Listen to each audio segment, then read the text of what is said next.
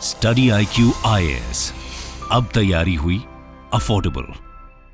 The revolt of 1857 part 1। Welcome to study IQ। मेरा नाम है आदेश सिंह।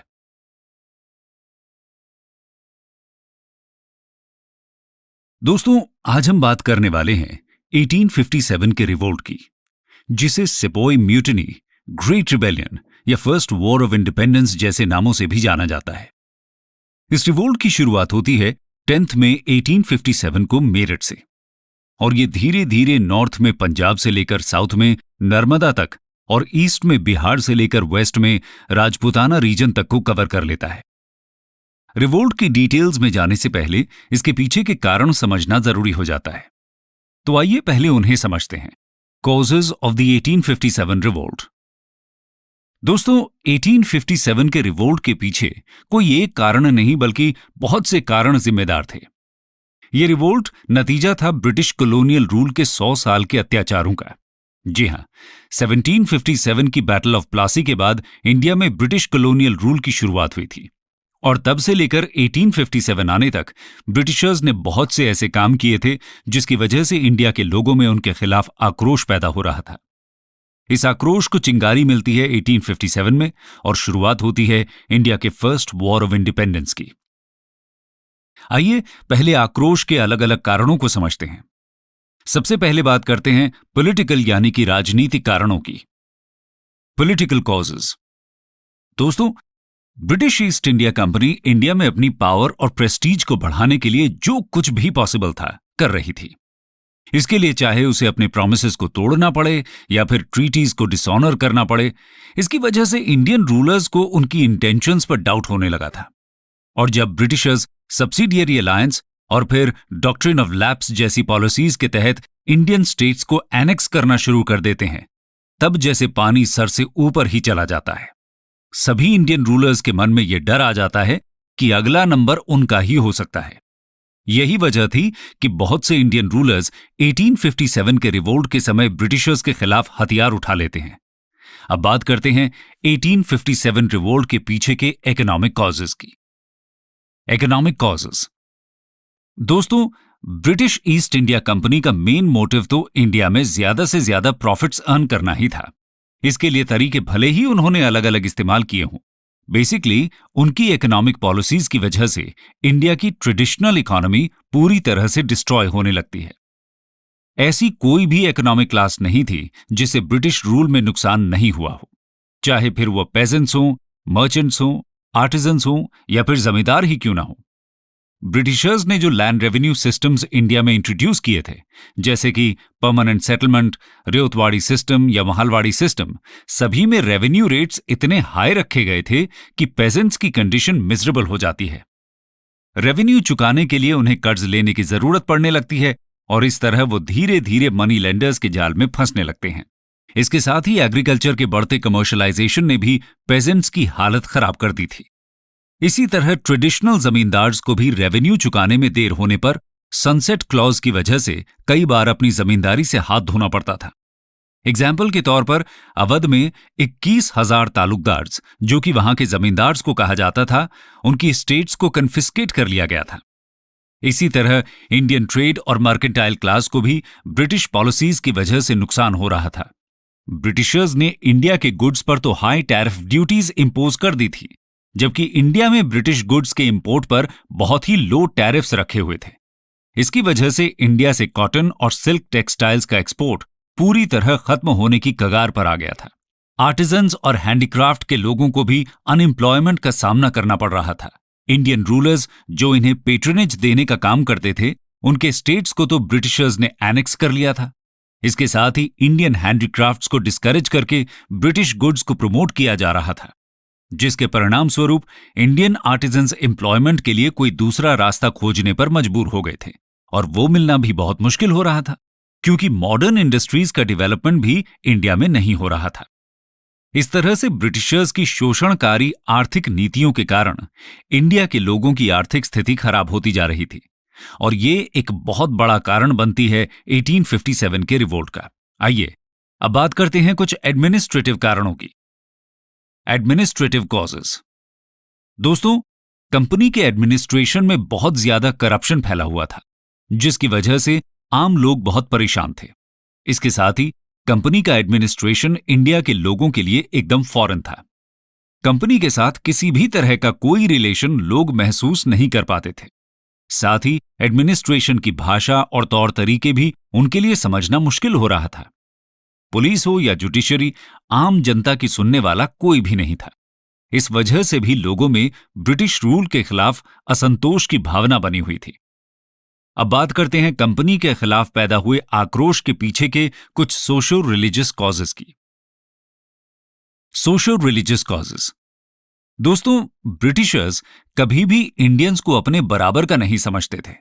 उनके एटीट्यूड में रेसिज्म और सुपेरियरिटी कॉम्प्लेक्स भरा हुआ था। इसकी वजह से एक आक्रोश तो लोगों में था ही। इसके साथ ही ब्रिटिशर्स बहुत सी ऐसी सोशो रिलीजियस पॉलिसीज फॉलो करते हैं, जिसकी वजह से यह आक्रोश और भी ज्यादा बढ़ने लगता है। इसमें सबसे ज्यादा इंपॉर्टेंट है क्रिश्चियन मिशनरीज की एक्टिविटीज। वो अलग अलग तरीकों से इंडिया के लोगों को कन्वर्ट करने की कोशिश कर रहे थे, जिसकी वजह से लोग उन्हें एक खतरे की तरह देखने लगे थे। इसके साथ ही ब्रिटिशर्स भी ऐसे कुछ कानून बनाते हैं जिससे लोगों को विश्वास होने लगता है कि ब्रिटिशर्स उनके रिलीजन को चैलेंज कर रहे हैं। इसके एग्जाम्पल्स हैं मंदिर और मस्जिद की जमीन पर टैक्स लगाने का डिसीजन, 1856 का रिलीजियस डिसेबिलिटीज एक्ट, जिसमें कहा गया था कि रिलीजन चेंज करने पर भी एंसेस्ट्रल प्रॉपर्टी में हिस्सा बना रहेगा। इसके साथ ही ब्रिटिशर्स के द्वारा किए गए कुछ सोशल रिलीजियस रिफॉर्म्स को भी लोग अपने ट्रेडिशंस में बाहरी दखल की तरह देखते हैं। फिर चाहे बात सती प्रथा पर बैन की हो, विडो रीमैरिज एक्ट पास करने की, या फिर वुमेन को एजुकेशन देने की, इन सभी रिफॉर्म्स की वजह से भी समाज के एक बड़े वर्ग में ब्रिटिशर्स के खिलाफ आक्रोश की भावना जन्म ले चुकी थी। दोस्तों, 1857 के रिवोल्ट की शुरुआत आर्मी के सिपॉयज के द्वारा हुई थी। इसलिए कुछ ऐसे कारणों को भी समझ लेते हैं जिनका संबंध सिपॉयज के साथ था। Reasons for sepoys discontent. दोस्तों, सबसे पहले याद रखने वाली बात यह है कि सिपॉयज भी असल में पार्ट तो इंडियन सोसाइटी के ही थे। इसीलिए जो भी परेशानी जनरल सोसाइटी में हो रही थी, वो सब रीजन तो सिपॉयज में आक्रोश पैदा कर ही रहे थे। और इसमें भी सबसे ज्यादा जिस बात का उन्हें डर था, वो थी कि ब्रिटिशर्स उनका धर्म नष्ट करना चाहते हैं। इसके साथ ही सेपॉयज के कुछ और ग्रीवेंसेस भी थे, जैसे कि इंडियन सेपॉयज और ब्रिटिश सेपॉयज में बहुत डिफरेंस देखने को मिलता था। इंडियन सेपॉयज के साथ कभी सम्मान का बर्ताव नहीं किया जाता था। ऑफिसर्स उन्हें गाली देकर बुलाया करते थे। साथ ही इंडियंस के लिए आगे बढ़ने के रास्ते भी नहीं खुले थे। वो सूबेदार की पोस्ट से आगे नहीं जा सकते थे। ये ब्रिटिशर्स के रेसिज्म का एक प्रतीक था। सेपॉयज के डिससैटिस्फैक्शन का एक रीसेंट कारण भी था, और वो था ब्रिटिशर्स का एक ऑर्डर, जिसमें कहा गया था कि सिंध और पंजाब में सर्विस के लिए जाने पर सेपॉयज को कोई फॉरेन अलाउंस नहीं मिलेगा, जैसा कि उन्हें अब तक मिलता आया था। इसके साथ ही अवध का एनेक्सेशन एक बड़ा कारण था, क्योंकि ब्रिटिश आर्मी में काम कर रहे बहुत से सैनिक अवध को ही बिलोंग करते थे।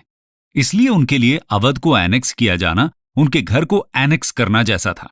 इन सभी रीजंस की वजह से सेपॉयज के अंदर ब्रिटिशर्स के खिलाफ आक्रोश की आग सुलगने लगी थी।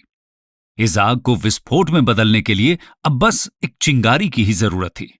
और वो चिंगारी कब और कैसे मिलती है, आइए जानते हैं। Immediate cause. दोस्तों, 1857 रिवोल्ट के लिए चिंगारी का काम किया था एनफील्ड राइफल के इंट्रोडक्शन ने। इसके कार्ट्रिजेस पर ग्रीस्ड पेपर कवर हुआ करता था, जिसे राइफल में लोड करने से पहले मुंह से काटकर खोलना पड़ता था। और ये जो ग्रीस था वो सूअर और गाय की चर्बी से बनता था। इससे इंडियन सेपॉयज, चाहे वो हिंदू हों या मुस्लिम्स, बहुत गुस्से में आ जाते हैं। उन्हें लगता है कि ब्रिटिश गवर्नमेंट जानबूझकर ग्रीस्ड कार्ट्रिज के द्वारा उनका धर्म नष्ट करना चाहती है। इसका मतलब अब विद्रोह करने का समय आ गया है। दोस्तों, ये तो बात हुई 1857 के रिवोल्ट के पीछे के सभी कारणों की। आइए अब ये देखते हैं कि रिवोल्ट आखिर कब, कहां और कैसे शुरू हुआ था। The beginning and course of revolt. दोस्तों, जैसा कि हमने आपको शुरुआत में ही बताया था, 1857 का रिवोल्ट 10 मई को मेरठ से शुरू हुआ था और उसके बाद नॉर्दर्न और सेंट्रल इंडिया के एक बड़े हिस्से में फैल गया था। लेकिन मेरठ में आउटब्रेक से पहले भी विद्रोह के साइंस दिखने लग गए थे। जैसे कि 29 मार्च 1857 को बैरकपुर में यंग सोल्जर मंगल पांडे को फांसी दे दी जाती है, क्योंकि उन्होंने ग्रीस्ड कार्ट्रिज का यूज करने से मना कर दिया था और अपने ब्रिटिश ऑफिसर्स पर अटैक कर दिया था। इसी तरह के कुछ और भी इंसिडेंट्स ये इशारा कर रहे थे कि सेपॉयज में विद्रोह की आग लग चुकी है। और फिर मेरठ में आखिरकार विस्फोट हो ही जाता है। 24 अप्रैल को 3rd नेटिव कैवलरी के 90 जवान ग्रीस्ड कार्ट्रिजेस को एक्सेप्ट करने से मना कर देते हैं। इसलिए 9 मई को उनमें से 85 को आर्मी से तत्काल डिसमिस करके 10 साल की सजा सुना दी जाती है और जेल में बंद कर दिया जाता है। इस घटना से मेरठ में तैनात सभी सेपॉयज के दिल में विद्रोह की आग लग जाती है और 10 मई को वो अपने साथी जवानों को जेल से बाहर निकालकर अपने ऑफिसर्स की हत्या करके विद्रोह का बिगुल बजा देते हैं। सूरज ढलने के बाद सभी जवान दिल्ली की तरफ निकल पड़ते हैं और जब अगली सुबह ये सिपाही दिल्ली पहुंचते हैं तो वहां की लोकल इन्फेंट्री भी इन्हें ज्वाइन कर लेती है। वो भी अपने यूरोपियन ऑफिसर्स को मार के शहर को सीज कर लेते हैं। इसके बाद ये सोल्जर्स मुगल एम्परर बहादुर शाह जफर को इंडिया का एम्परर मानते हुए उन्हें अपने रिवोल्ट का लीडर चुन लेते हैं। इस एक्ट से ये सेपॉयज सोल्जर्स की म्यूटिनी को एक रेवोल्यूशनरी वॉर में ट्रांसफॉर्म कर देते हैं। इसके बाद अलग अलग जगह पर सेपॉयज विद्रोह करने लगते हैं और सभी दिल्ली की तरफ पहुंचने लगते हैं। मुगल एम्परर बहादुर शाह भी सेपॉयज के कहने पर और शायद उनके प्रेशर पर इंडिया के सभी चीफ्स और रूलर्स को लेटर लिखकर कहते हैं कि ब्रिटिश रेजीम के साथ फाइट करने के लिए एक कन्फेडरेसी को ऑर्गेनाइज किया जाए। नॉर्थ और सेंट्रल इंडिया के डिफरेंट पार्ट्स में सेपॉयज के रिवोल्ट के साथ साथ सिविल रिवोल्ट्स भी शुरू हो जाते हैं। सिविलियन पॉपुलेशन भी हथियार उठा लेती है और ब्रिटिशर्स के खिलाफ जंग में सेपॉयज के साथ खड़ी हो जाती है और देखते ही देखते इंडिया के एक बड़े हिस्से में क्रांति की ज्वाला जगने लगती है। 1857 के इस रिवोल्ट के स्टॉर्म सेंटर्स बनते हैं दिल्ली, कानपुर, लखनऊ, बरेली, झांसी और बिहार। दिल्ली में नॉमिनल और सिंबॉलिक लीडरशिप तो एम्परर बहादुर शाह जफर के पास थी, लेकिन रियल कमांड जनरल बख्त खान की लीडरशिप में काम कर रहे सोल्जर्स के एक ग्रुप के हाथों में थी। कानपुर में विद्रोह का नेतृत्व कर रहे थे नाना साहब, जो बाजीराव सेकंड के अडॉप्टेड सन थे। नाना साहब कानपुर से अंग्रेजों को भगा देते हैं और खुद को पेशवा डिक्लेयर करते हैं। नाना साहब का यहां साथ देते हैं उनके सबसे काबिल और लॉयल साथी तात्या टोपे। लखनऊ में बेगम हजरत महल विद्रोह को लीड कर रही थी।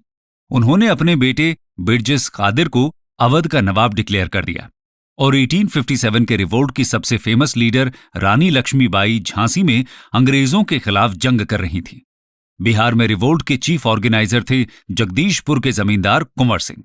इसके साथ ही फैजाबाद के मौलवी अहमदुल्ला भी 1857 के रिवोल्ट के एक आउटस्टैंडिंग लीडर थे। इसके अलावा बरेली के खान बहादुर खान, मेरठ के कदम सिंह, संभलपुर यानी कि ओडिशा के सुरेंद्र शाही, मथुरा के देवी सिंह, हरियाणा के राव तुलाराम, गोंडवाना किंगडम के शंकर शाह और रघुनाथ शाह भी 1857 रिवोल्ट के इंपॉर्टेंट लीडर्स थे।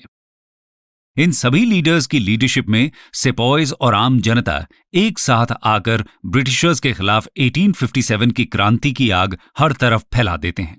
लेकिन जैसा कि आप सब जानते ही होंगे कि आखिर में 1857 का रिवोल्ट असफल रहता है। 1859 का एंड होने तक ब्रिटिशर्स इस विद्रोह को पूरी तरह से दबाने में सफल होते हैं और फिर से अपना कंट्रोल एस्टैब्लिश कर लेते हैं। लेकिन ऐसे क्या कारण थे जिनकी वजह से 1857 का रिवोल्ट विफल हो जाता है और कैसे ब्रिटिशर्स इसे सप्रेस करने में सफल होते हैं? इसका जवाब आपको हम अपनी अगली वीडियो यानी कि 1857 रिवोल्ट के पार्ट 2 में देंगे। इसके साथ ही ये भी बताएंगे कि 1857 रिवोल्ट की इंपॉर्टेंस क्या है और इसके लॉन्ग टर्म क्या रिजल्ट्स रहते हैं। स्टडी IQ IAS अब तैयारी हुई अफोर्डेबल।